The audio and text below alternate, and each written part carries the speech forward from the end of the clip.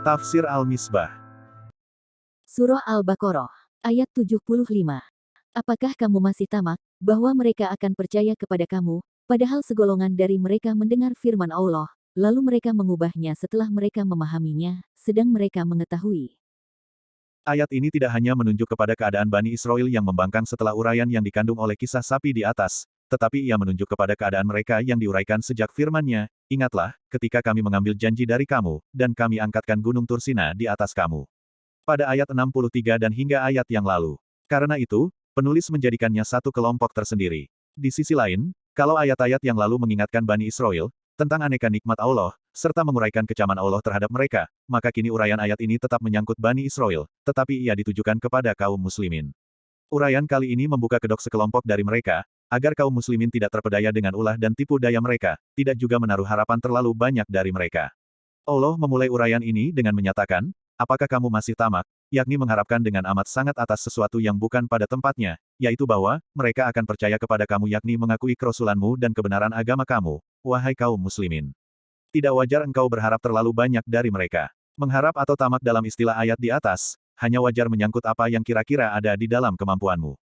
Kalau mengharap sesuatu yang berada di luar kemampuan, maka engkau merugikan diri sendiri, bahkan merugikan orang lain. Engkau, wahai Muhammad, dan umat Islam, tidak akan mampu meyakinkan orang-orang Yahudi itu. Karena itu, apakah wajar kamu mengharap, padahal segolongan dari mereka mendengar firman Allah, lalu mereka mengubahnya setelah mereka memahaminya, sedang mereka mengetahui. Memang, Nabi Muhammad SAW sangat ingin agar seluruh manusia beriman kepada Allah. Usaha beliau sedemikian keras, sampai-sampai Allah berfirman menggambarkan kasih-Nya, boleh jadi engkau dinilai orang, hai Muhammad, akan membinasakan dirimu, karena mereka tidak beriman. Quran Surah Asy-Syu'ara ayat 3. Kata lakum, atau kepada kamu, pada ayat ini sepintas tidak diperlukan, tetapi sebenarnya ia dicantumkan untuk menjadikan kata yukminu, yang artinya percaya, mengandung makna mengakui. Dari sini dapat dikatakan bahwa, penggalan ayat ini mengisyaratkan bahwa, sebenarnya mereka percaya kepada Rasul Shallallahu Alaihi Wasallam, dan percaya kebenaran ajaran Islam, hanya saja mereka enggan mengakuinya, karena dengki dan iri hati. Makna ini sejalan dengan firman-Nya yang menegaskan bahwa, Ahlu Alkitab, orang Yahudi dan Nasrani, mengenal Nabi Muhammad Shallallahu Alaihi Wasallam, seperti mereka mengenal anak-anak mereka sendiri. Dan sesungguhnya, sebagian di antara mereka menyembunyikan kebenaran, padahal mereka mengetahui. Quran Surah Al-Baqarah ayat 146. Lihat objektivitas Al-Quran pada kata, segolongan dari mereka, bukan semua. Yakni bukan semua mereka mengubah, tetapi hanya orang-orang yang iri hati dari pemuka-pemuka agama mereka. Namun demikian, larangan berharap terlalu besar tetap dinasihatkan, serta berlaku terhadap semua orang Yahudi.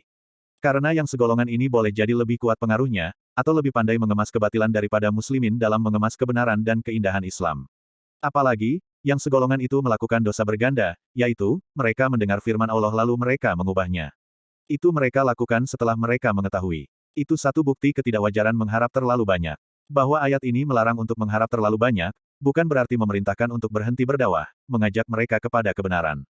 Ajakan harus tetap dilanjutkan, karena salah satu tujuannya adalah menutup dalih, yang boleh jadi mereka akan ucapkan di akhirat nanti bahwa, kami tidak tahu tentang ajaran Islam karena tidak ada yang menyampaikan kepada kami.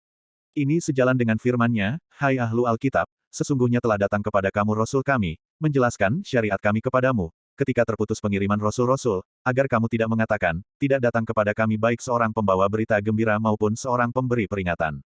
Sesungguhnya, telah datang kepadamu pembawa berita gembira dan pemberi peringatan. Allah Maha Kuasa atas segala sesuatu. Quran Surah Al-Maidah ayat 19.